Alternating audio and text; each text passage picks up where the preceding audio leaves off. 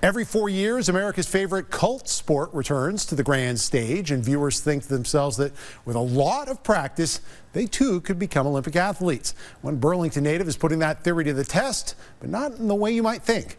Jack Fitzsimmons has his story. On a warm summer evening in Burlington, Rice alumnus Chris Nymeth is on the ice at Gutterson Fieldhouse, joining his parents at a Learn to Curl event put on by the Green Mountain Curling Club.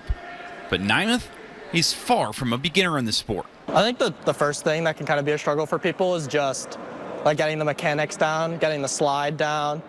And then after that, I think it can become pretty easy to compete, at least casually. This born and bred Vermonter is getting set to compete on the world stage for the Nigerian national curling team. What's kind of been the reaction you've gotten from people when you tell them that you're on the Nigerian curling team? It's definitely a mixed bag. People that know me, it's not a surprise, but sometimes people who don't really know me are like, oh, like you're Nigerian, like it's kind of not what people picture, I think. Like everyone else on the team, Chris Nymeth is a Nigerian citizen. His father, Charlie, was born in the country, while his grandfather was working there in the pharmaceutical field. It was his grandfather that inspired Chris to return to the country and get involved. He told me, he was like, this is the thing I'm the most proud of. These are the people that I'm like most passionate about working with. And if you can, like find a way to get involved.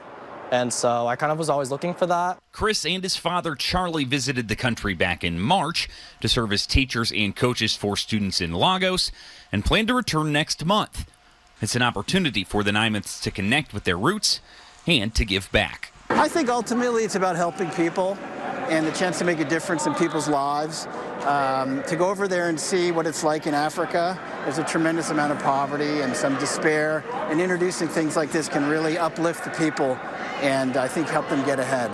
Now, as for the other thing you've probably been wondering about, Nigeria has a curling team? So our team was started by this guy, Daniel Demola. He lives in Germany, kind of learned about it there, got really passionate about seeing it in the Olympics. He was also kind of inspired by the Nigerian bobsled team and kind of saw the potential that Nigeria had to step into winter sports. Yeah, I think a lot of people ask, why curling, why Nigeria, right? Well, Nigeria's got a great legacy of good athletes and a very strong population. I think they see the opportunity to get out there and be successful on the world stage. Now, obviously, ice time in Nigeria is a little bit of an issue, but they've got a way around that. When I go there, we do what's called dry curling. It's like this plastic sheet thing where you curl with like these modified stones so that they slide better on that. They're trying to raise money to build a curling center, but to get that kind of investment, they need to show they can be competitive on the world stage.